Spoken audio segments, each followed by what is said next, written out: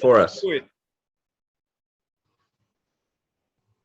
Today, we're going to talk about what's almost universally acknowledged as a mental health breakdown worldwide.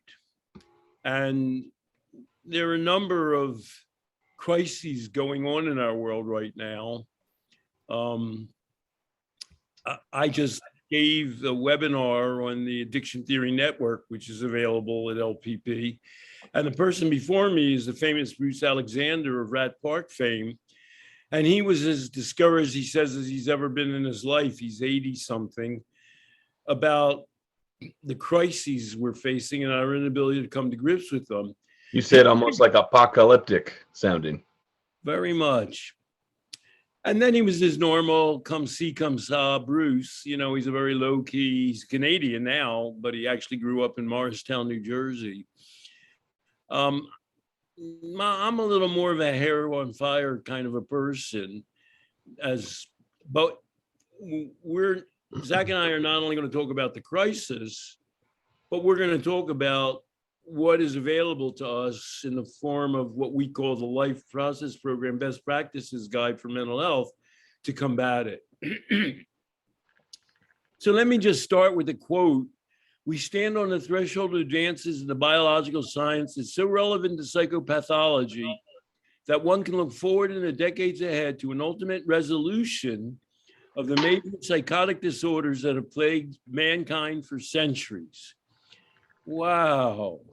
Now, that wasn't just some guy off the street. That was Norman Garmese, a very famous 20th century psychologist. And it was a part of the American Psychological Association Master Lecture Series in 1975. So that was so optimistic, wasn't it? On the verge. No more mental illness. That was like the equal and opposite reaction to Love and Addiction, it sounds. Thanks for and we published Love and Addiction in 1975. And so I was very tuned in to this. Was the direction that psychology was going in.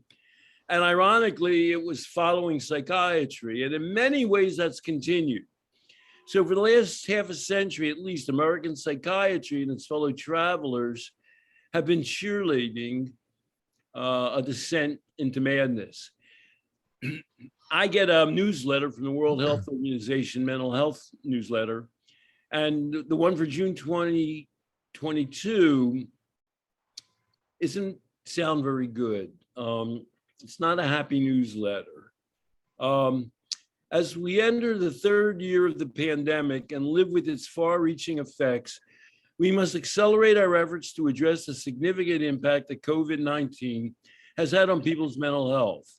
A WHO scientific brief indicated that rates of already common conditions like depression and anxiety went up by more than 25% in the first year of the pandemic, adding to the nearly 1 billion people who are already living with a mental disorder. 1 billion people. The US is at the bottom of the heap among 196 nations that the World Health Organization measured in its global burden of disease study. The United States loses the second most life years due to disability and death from drugs. By the way, that announcement was from Devorah Kessel, the director of the Department of Mental Health and Substance Use at the World Health Organization. So her business is to look at both mental health and drug issues.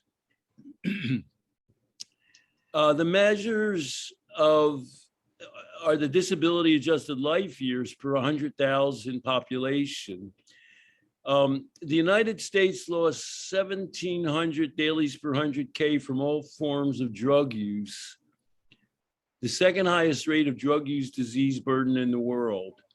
The US disease rate compares with 340 dailies per 100,000 in Europe, 1/5 of the US rate.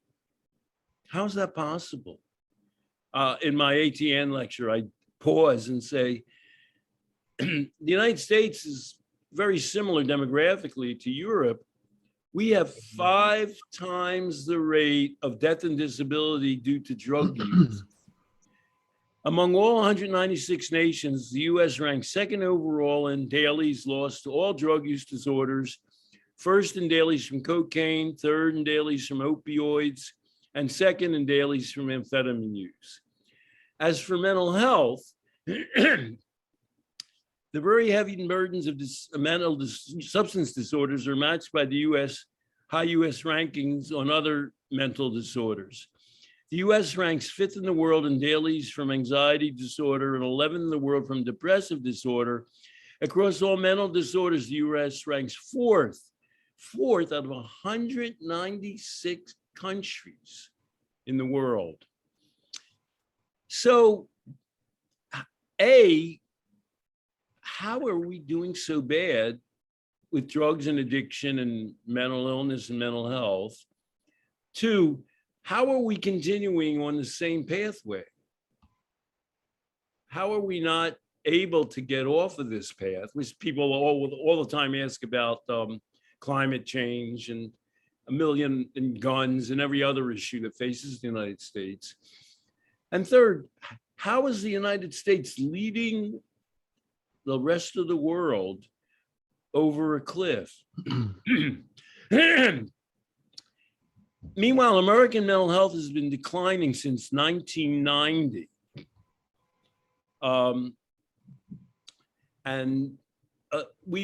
Zach and I have discussed the former National Institute of Mental Health Director, Thomas Insel, who's written a kind of a mea culpa memoir. He's no longer head. But even when he was head, he noticed there was an inconvenient truth. The most discouraging assessment came in 2013 from an in-depth analysis by the US burden of disease collaborators. Hundreds of investigators gathered data on 291 diseases and injuries between 1990 and 2010, combining premature death and disability to calculate the burden of each disease. They found that the toll of mental disorders had grown in the last 2 decades, even as other serious conditions became more manageable. That was a quote from Thomas Insel. So just for people who are listening, I've heard that it's that was actually an article in a Scientific American. Oh, okay. That in 2013. I see. And they quoted Thomas Insel. Thanks for pointing that out, which he called it inconvenient truth. Mm-hmm. Thomas Insel is a great espouser of biological psychiatry. He felt, when he was head of the NIMH, he felt, we're just too touchy-feely. We've got to get directly into biological psychiatry. He's totally changed his tune now, as we've discussed around his memoir. And this drop-off in our mental health occurred during years when, quote, life-changing medications were regularly brought to market. So we're sitting here, Insel saying we're just about to solve mental illness. And, kind of many experts kind of still endorse that line. Maya Salovitz is one. And new drugs are constantly being introduced. And yet the hidden secret, the inconvenient truth, is that our mental health and, of course, addiction has plummeted. So it's like whatever the cause of mental illness, it's obviously expanding dramatically, exponentially, but we're waiting at the other end with medications for people who are facing that mental illness. And we can never be discouraged. I mean, Insel, I use this analogy. Robert McNamara was the head of the Defense Department during the Vietnam War. Everybody knows he was a genius. And after he left his job, he was interviewed in something called the Fogs of War. He said, of course, he knew that all the things that he was saying were bullshit. He knew that they were tailoring the information. He knew that the minute we left, the North Vietnamese and the Viet Cong would take over Vietnam. He knew that. but he would never, he felt it wasn't his job to tell the public. And he certainly wasn't going to tell Lyndon Johnson that. And so, you know, they tailored all the information. I don't know.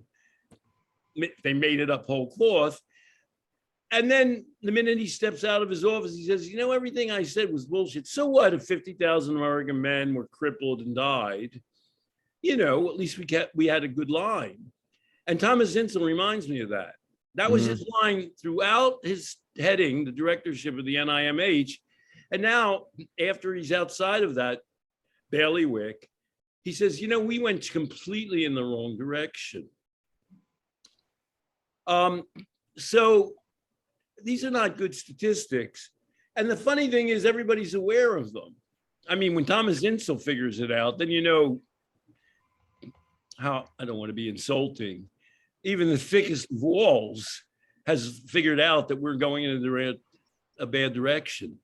And if that's true, it's going to pervade American society, and it does. The New York Times, just in recent weeks, has published a series of articles. If you weren't depressed before, so there's a mental health crisis in America for young people. It's life or death, the mental health crisis among US teens, depression, self-harm, and suicide are rising among US adolescents. Wow. American adolescence is undergoing a drastic change. 3 decades ago, the gravest public health threats to teenagers in the US came from binge drinking, drunk driving, teen pregnancy, and smoking. These have since fallen sharply. Well, that's good news. Replaced by a new public health concern, soaring rates of mental health disorders. In 2019, 13% of adolescents reported having a major depressive episode. More than 1 in 10. That's a 60% increase from 2007. Emergency room visits by children and adolescents in that period rose sharply for anxiety, mood disorders, and self-harm. And for people ages 10 to 24, suicide rates, stable from 2000 to 2007, leaped nearly 60% by 2018. Whew.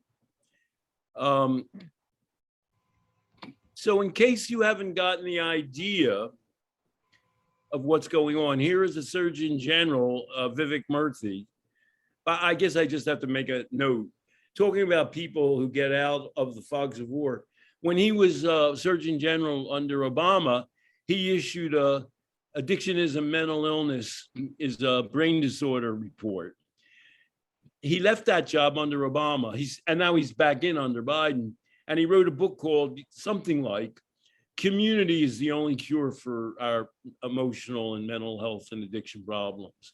But now he's back in the chair. And so now he'll endorse the Robert McNamara War in Vietnam, translated into the War on Mental Illness and Addiction. It's crazy. So in his current position as Surgeon General, this is an article in the Times. Surgeon General warns of youth mental health crisis. The coronavirus pandemic intensified a rise in adolescent depression, anxiety, and mental health distress that was underway before the spring of 2020. I wanted to emphasize something, which I hope is clear. This isn't due to the COVID crisis. It was apparent for years and even decades before it, but the COVID crisis has accentuated all of these problems for reasons we can possibly imagine.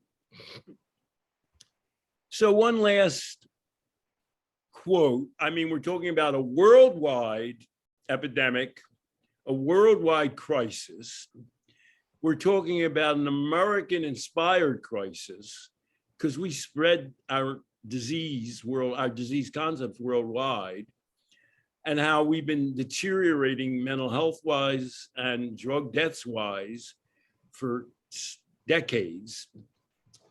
And then I've applied, obviously it's affecting young people, which is of course especially bad news. Who wants to hear the young people are suffering the worst reversals? And then one last implication, if it's affecting young people, apropos mental health within the school system, where these plummeting mental health indicators are especially noticeable and equally discouraging. This is another Times headline. 362 school counselors on the pandemic's effects on children. Quote, anxiety is filling our kids. Woo! Well, folks and kiddies, we've got good news here. As everyone knows, my colleague is Zach Rhoads, and Zach Rhoads fills a number of jobs. It's possible to describe them all, but he works both with adults as a part of the Life Process program as a coach, but he works with children in the school system. Zach, did you want to put any more meat on that bone or say anything else in response to what I've been describing? And then let me just begin to tap into your expertise.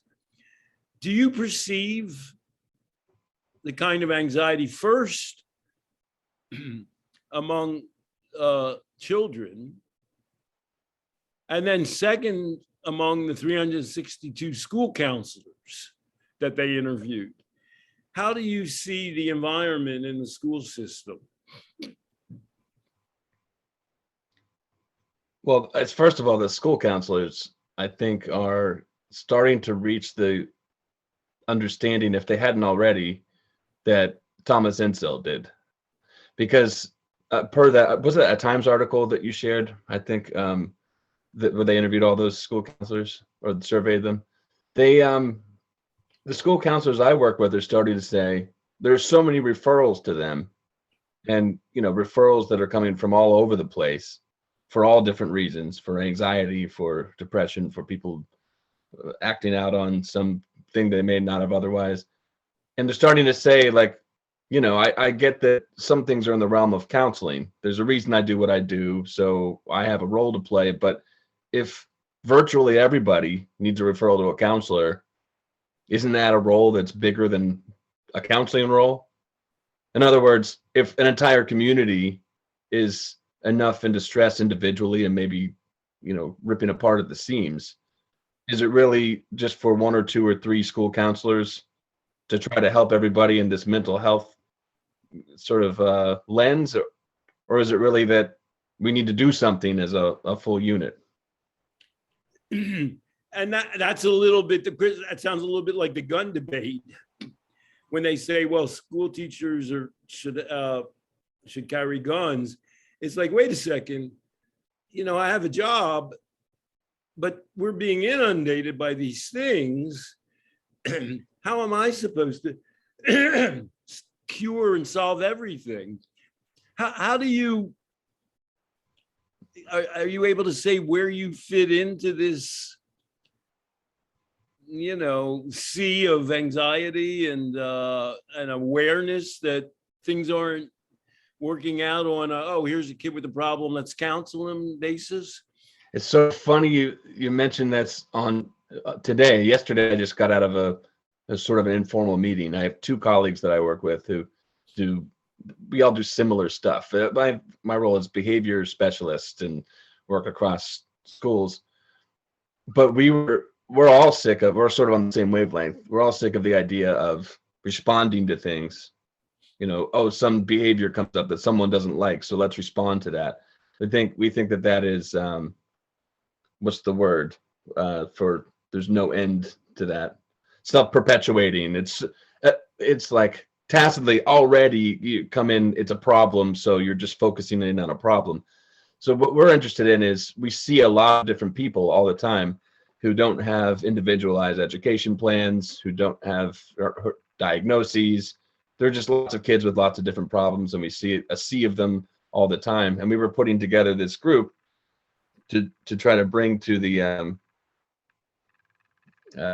actual educational planning for next year, so that we could get ahead of things and create a culture so that the people who might be in this zone of distress and need to seek us out on a reactive basis actually get some sort of cohesion in the community. So we've been planning on that. I forget what you asked me now, but Well, so you're talking about a culture-wide response.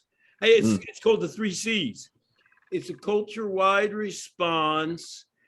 It involves the whole community. Obviously, if everybody's experiencing something, it's not he's got a problem, she's got a problem, let's fix it. It's collaborative between all members of the community. So you're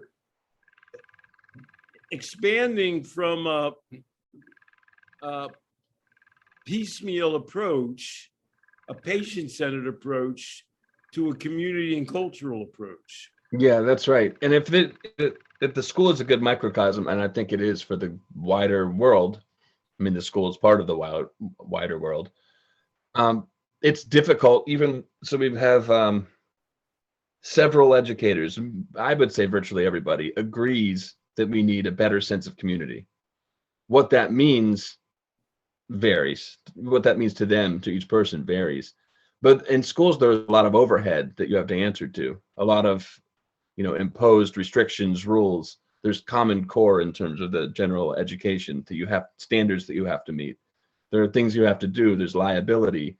So people's comfort level with doing things that are outside of the box right now in order to do what they know is best for community involvement is difficult. It reminds me of like there are medications for depression, and that's just what we should do. So, forget everything else. It's just, why are we wasting our time? The same way, we all kind of know that, well, kindergarten is one of the cohorts of the school that I work in on the lowest end. The youngest kids are in kindergarten, 5 and 6, and they get out of preschool, and they've never had any problems in preschool. They're playing all day, they're exploring, they're doing stuff in the world with each other, and they're really learning. They're coming home and telling parents that, there were some parents at the preschool where my daughter goes who said that I overheard them saying their kid comes home, and they used to be, when they said we have 2 at-home days, i.e. the weekend, the kid would be excited. And now, ever since attending this preschool, they're upset that they have 2 days at home. They want to go back to school and learn. No one says that in kindergarten, first, second, third, all the way up the ranks, because as soon as they get into kindergarten, that sense of play, explore is, really narrow in these little boxes of education and standards that they need to meet.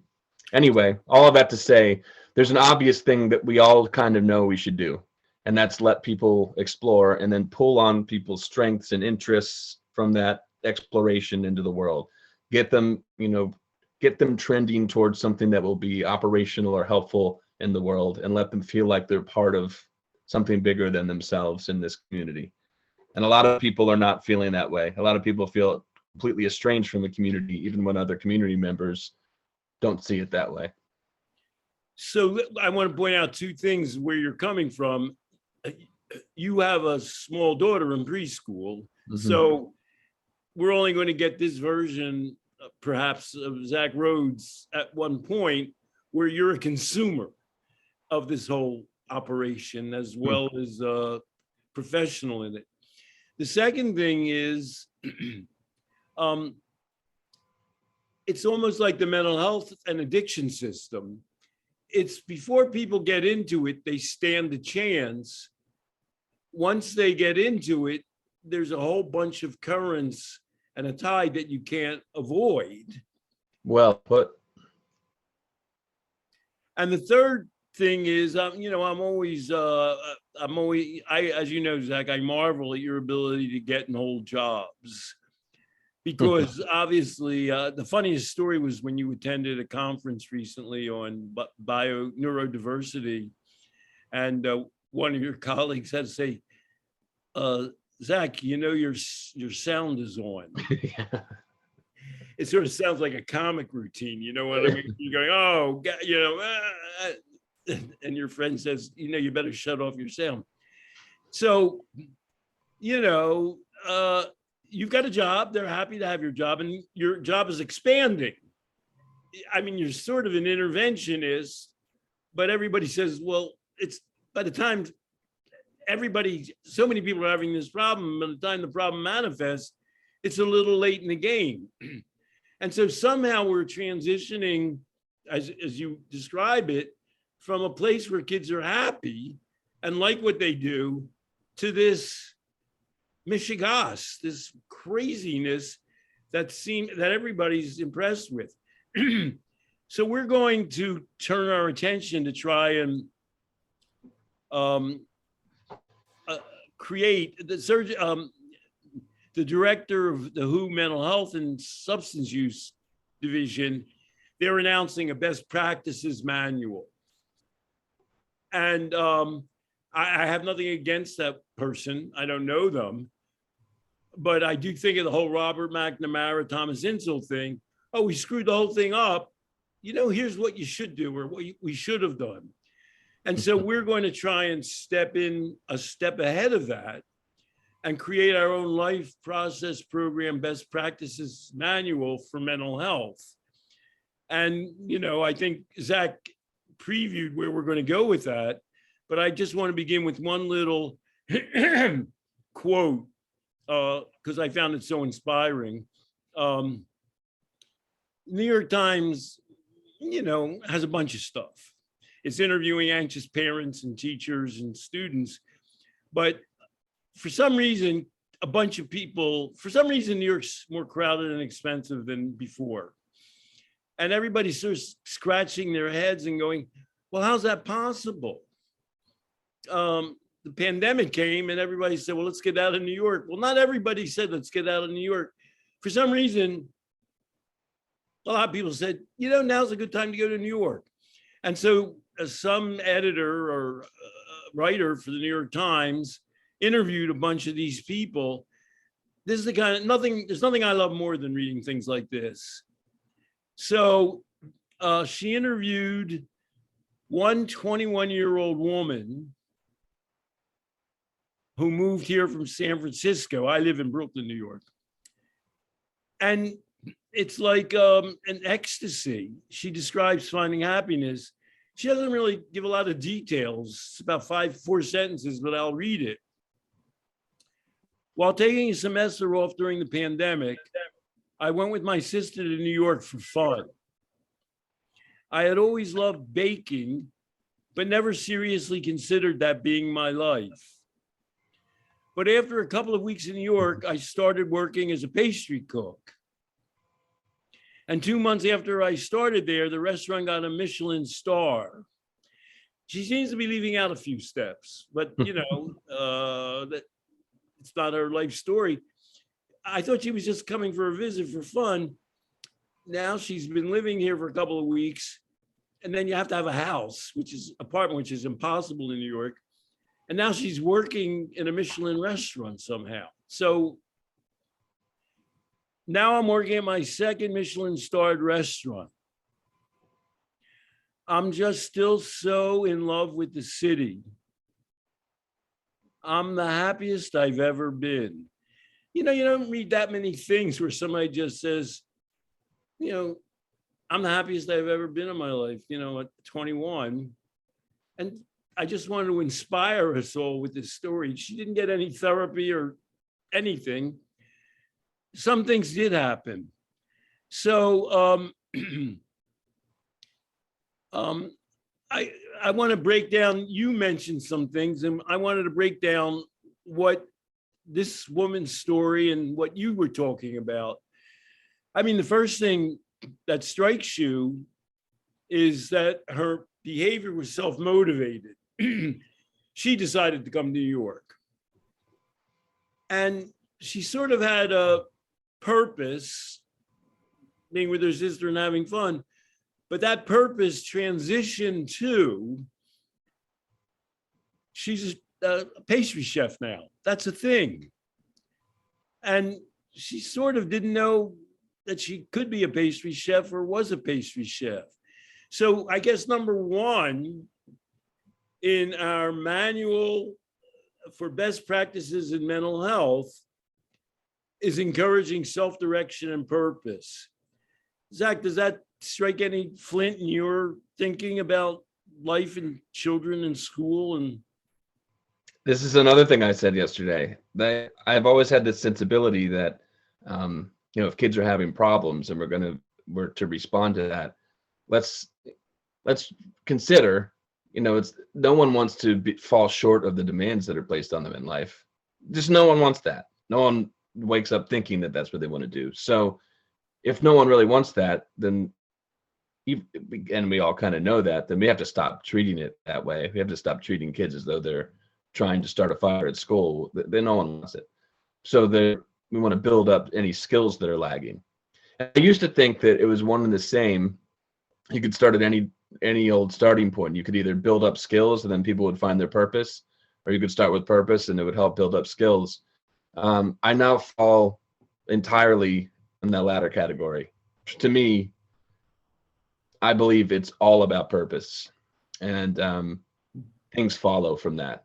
So if there's a place people can go where they feel like not only are they accepted or at least understood, and that they can do something that's both interesting to them and maps onto a larger community, everything else that gets in their way can fall into place with, sort of minimal coaching or effort, as opposed to, well, we were talking about the pandemic and trends in schools, and you mentioned that, the idea that the pandemic caused a mental health crisis. No, it's the trend that was already there. It's just the pandemic it's like an exclamation point on an already formed sentence. But now people are funneled into this reactive form of trying to overcome mental health. Anyway, purpose is the North Star. now you mentioned dealing with kindergartners and preschoolers. So a lot of them haven't developed a great array of strengths and skills. And you're looking at that population and you're thinking about purpose coming in. Mm-hmm. And so I know another job you have is you're a coach in the life process program. We don't, not only don't we have kindergartners, we don't have teenagers. That's not, we're an online service and we just don't get involved with that. So you're dealing with adults. Now, the woman in that story was 21 years old. So she's an adult, but not by much. Mm-hmm. And I mean, I love how telegraphic her story is. I have always loved baking, but never seriously considered that being my life. So she had strengths and skills. I mean, as kids go along in life, there's some things they like to do and they're good at it. And, that emerges often during the course of their school life, but it isn't always necessarily coordinated with their school life. Is that right? Right. That's almost like it exists in two planes. Like you have these conversations, oh, it's horrible. This kid loves his art and, he builds all these amazing things, but just can't focus in school. How do we get the guy to focus? How do we get him to do school as much as he loves his art? And it's like, does it never occur to you that one could be one and the same? So yeah, that resonates with me deeply. Sometimes I think we're going backwards in all of this because I remember, John Lennon was obviously a genius, but he wasn't a good student. And somewhere along the way, they said, well, he should go to art school. You know what I mean? I mean, why fight? Why fight with somebody? And why not craft and direct them in a way that they're already inclined to go in, and it's a strength area.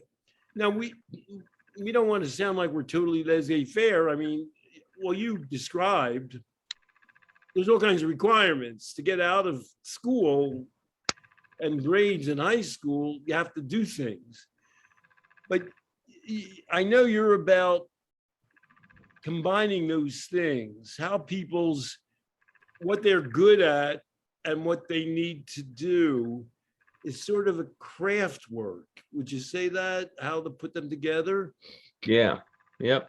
The easiest way I can think about that is follow directions, adhere to demands is just a completely empty direction. But You know how you're great at this. You know how you'd like to pursue it. You know how your hopes and dreams are this. You can get there, and I'll help you get there. There's some demands you have to meet along the way, but we'll get there. Is fulfilling, understandable concept in a direction you can wrap your arms around. And I want to point out, unless people think, people can say, oh, Stanton, you're so way out in the stratosphere. I don't know. People could think you're like a hippy dippy, Zach. Zach is employed by a school system and by individuals for the purpose of helping young people merge what it is they like to do with sort of what has to happen before they give you a diploma and you get to be, an upstanding citizen. So I just want to say our best practices manual started with purpose, had strengths and skills, and I think number 3 is engagement. That's how you describe the thing that you're most struck with. It so happens you have a daughter in preschool, is how does it happen that they go from enjoying, oh, I have to come home on the weekend, to so many people disliking and not wanting to be involved. And you notice there's a mental health component to that. Back to that woman from San Francisco, when you're engaged in things you like to do, you're happy. And when you're not, you're stressed and depressed and anxious. So I call that the third part of the life process best practices manual is engagement. Is having people become engaged in the world, and there are portals for them doing that. How do you see that, Zach? How do you see people wanting to be a part of the world and grabbing onto it? How do you picture that with a kid or anybody? You're talking about demands being imposed on people versus people being engaged with the world, including the demands. The demands don't go anywhere. Those are basically stagnant. As long as you have a sense of boundaries in the world, we have laws, we have restrictions, we have things we have to meet, benchmarks we have to hit, and those just don't go anywhere. So it's not, I know you're being devil's advocate and trying to steel man an opposing argument, but it's not hippy dippy to say, let's do what you enjoy and deal with these hurdles along the way. I mean, that woman moved from San Francisco to New York, doing a business, there are a lot of demands you have to meet. You have to have an account in reasonable standing. So you have to be okay with your money. You have to realize the supply and demand effect. You probably have to realize that you don't just open a place and then customers show up. You have to maintain it. There's health and safety codes, all of those things. But if you were just faced with those requirements bundled up in one and given to you as a manual, so to speak, and say, if you want to make it in the world, these are the kinds of demands you have to meet. There's no context to it. So engagement means doing things that map on to how other people perceive things and how other people feel, and including yourself and how you feel about things. And it also means that engagement also means that there's a reason you're doing stuff. Back to purpose, I guess. When her story is like 4 sentences long. I started working as a pastry cook, and 2 months after I started there, the restaurant got a Michelin star. Now I'm working at my second Michelin starred restaurant. So I have to, I'm just imagining what that meant. She got there. She was good at hey, this girl, this 21-year-old can do what, it's New York. They're charging a lot for those pastries at these Michelin restaurants. I'm sure she's like a hard worker. I'm sure she came in every day and said, oh, what am I going to do today? And I'm sure, they have some people around who, have trained. She never trained as a pastry chef. There are people that go to France and everything like that. And I'm sure they said, when you apply the cream here, you should do X and Y. And I'll bet she just said, oh, I always wanted to know how to do that. Thanks a lot for showing that to me, because she wanted to have that information in to be good at what she's doing. I'm sure, I just imagine that, she's going to another restaurant. I'm sure everybody says, oh, very hardworking, enthusiastic, has a lot of skills, but anxious and quick to learn. So there was another thing you described that you were leaning on when you talked about preschool. It seemed to be really an important ingredient. I'm going to review our life process program, best practices manual for happiness. 1, purpose. 2, strengths and skills. 3, engagement. And the thing you emphasize, experience and adventure, you kind of described it when you're in preschool, there's not a giant agenda. You know what I mean? The day isn't filled with curriculum niches. And that a spirit of like open exploration tends to disappear by the time you enter the school system. Did I get your sense of that right, Zach? Yes.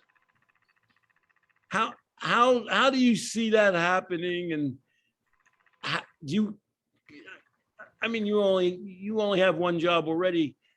Is there any way you see of melding that sense of adventure and exploration in the larger school program?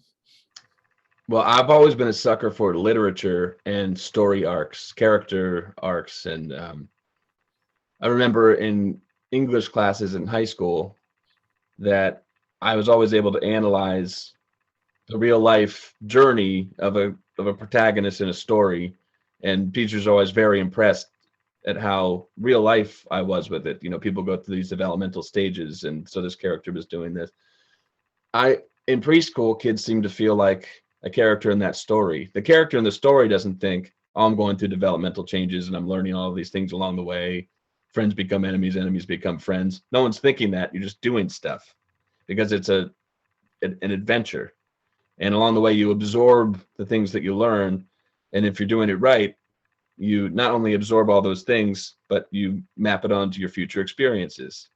That's what kids are doing in preschool. Like my daughter, her name is Hadley, comes home and I love that I can say, what did you learn today? And she'll say nothing, because I know that she learned a lot that day, but that'll come up in conversations that we have about the day sort of more naturally. That's lost when you get to grade school, at least in public schools, so often because we're telling kids that we're teaching you this right now. So sit still and be quiet because I need to hear some knowledge I need to impart on you. And so if you ask a kindergarten student, what did you learn today? They might be able to recite to you the things that they did in class. They have a clear understanding of what you're asking. But that seems what's lost in the imposition of what I would call an imposition of learning, or to like on the nose, this is what you're learning, is the adventurous spirit of the learning, which is actually how things become absorbed in a meaningful way. And I want to point out, we've mentioned several of your jobs: father, school system,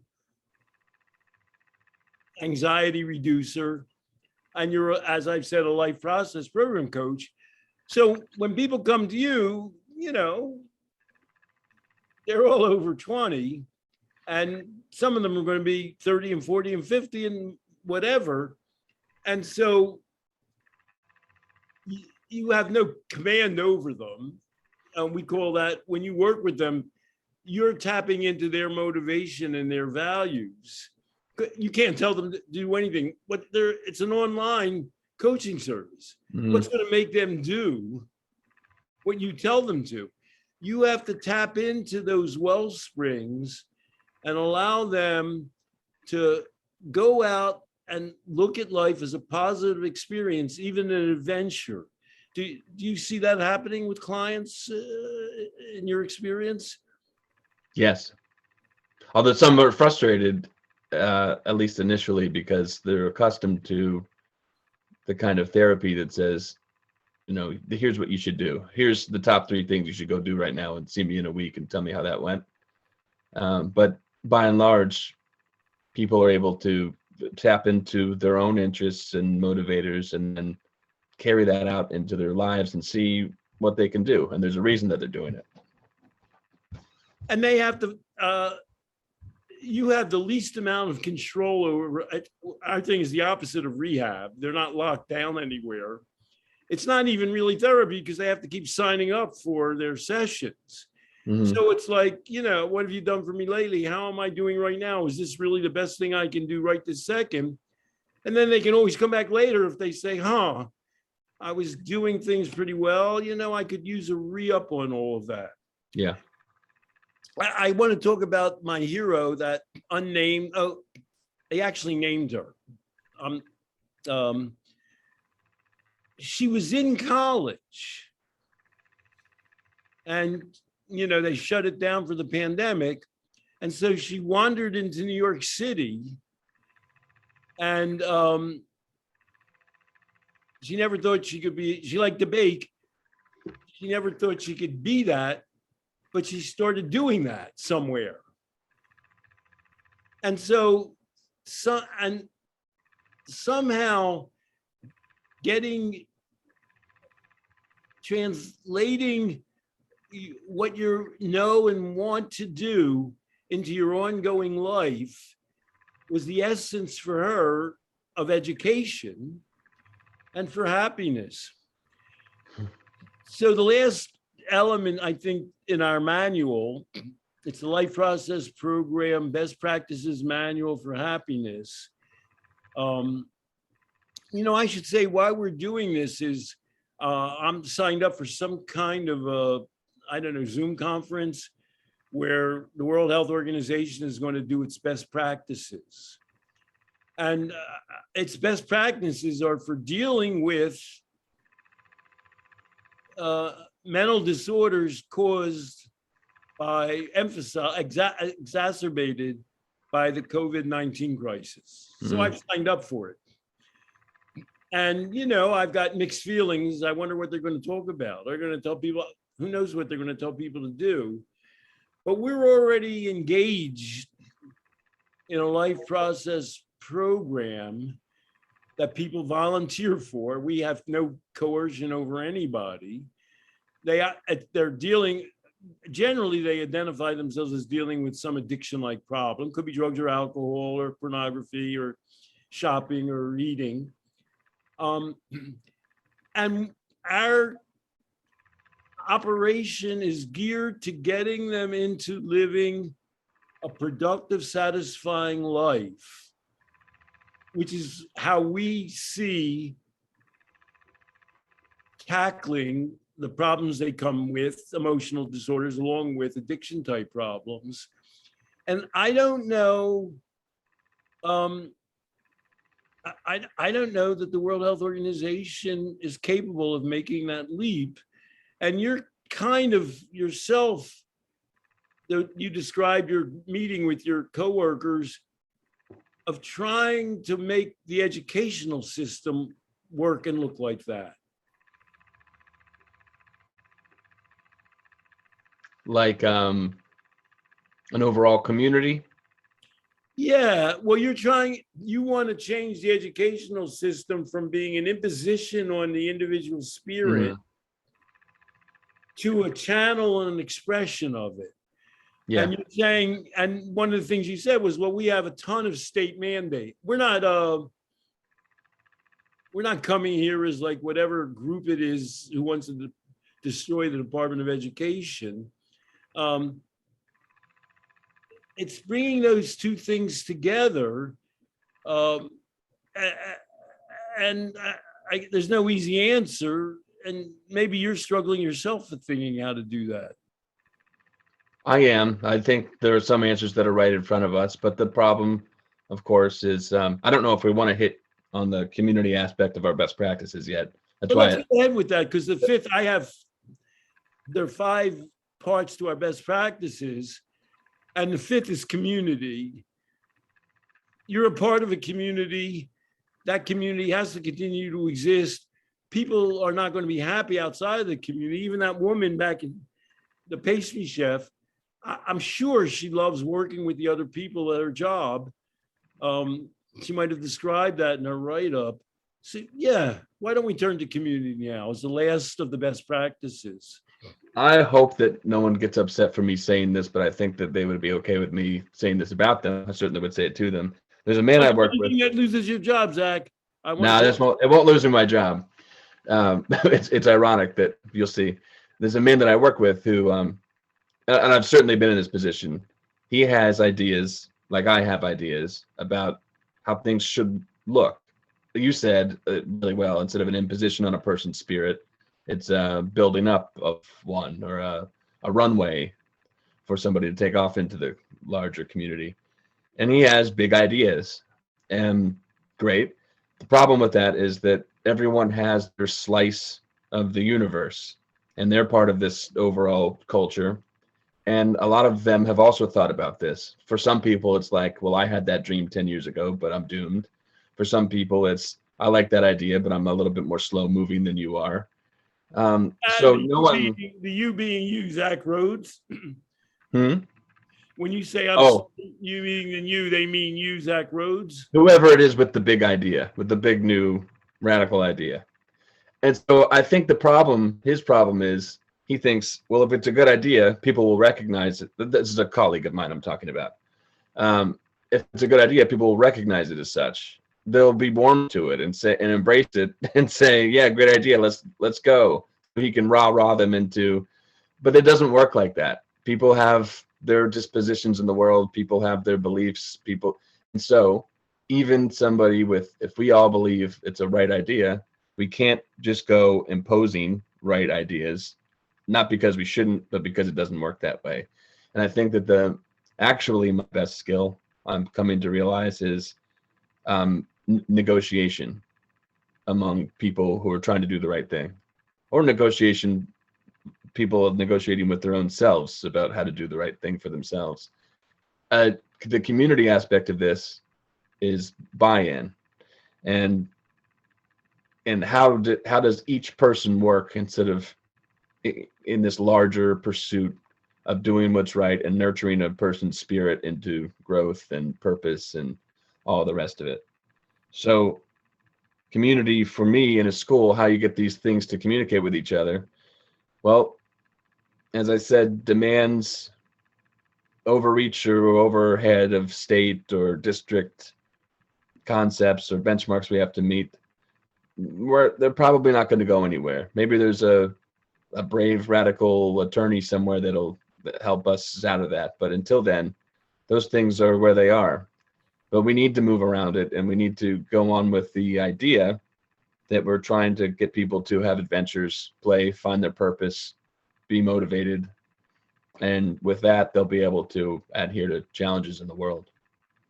So it's sort of like motivational interviewing at a larger scale. You have to, for people to move in a good direction, you have to tie into their values and preferences. And when you're working in a larger organization and you want to move things in one direction or another, you have to tie your ideas into their motivational structure and their value structure. Right. So that means that can mean sacrificing some big idea or specific idea that you have, but never sacrificing the principles of the thing. And I think that more often than not, people share values more than they think, and people share fundamental principles more than they think, if only they can figure out how to get beyond the roadblocks together. That's community for me. Well, we're calling to an end now our 5-point life process program, best practices for happiness. I want to remind everybody why we're doing that, because there's a universal sense that people are not happy, they're anxious and depressed, and have a ton of other kinds of emotional problems going, and they're expanding. And the World Health Organization, they run the world. They have a director of emotional disorders and substance use. And we feel in our own little way that we have a vision of how this should all take place. And it's not all cockamamie stuff that we made up one day.